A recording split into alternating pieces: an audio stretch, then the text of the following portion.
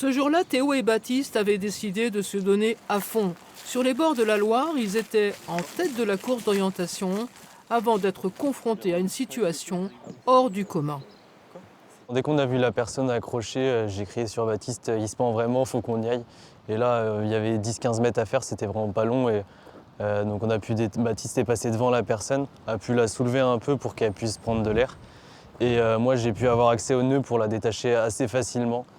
Alors que Théo appelle les secours, Baptiste reste auprès de l'homme. Mais le temps de tourner la tête et l'homme désespéré se jette dans la Loire. Sans trop réfléchir, je l'ai suivi.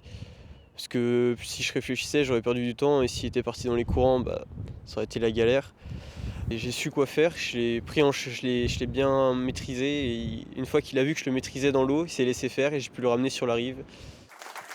Les deux adolescents en classe de terminale ont reçu la médaille de la ville d'Ancenis et un diplôme pour acte de bravoure. La proviseure du lycée a salué leur courage.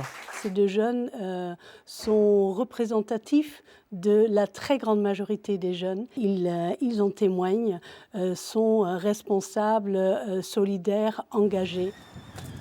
Passionnés de natation, ils venaient tous deux d'obtenir leur brevet de secourisme.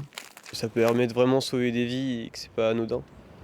Même si on pense que ça arrive qu'aux autres, ça peut nous arriver, la preuve. L'homme qu'ils ont sauvé les a remerciés par voie de presse et assure aller mieux.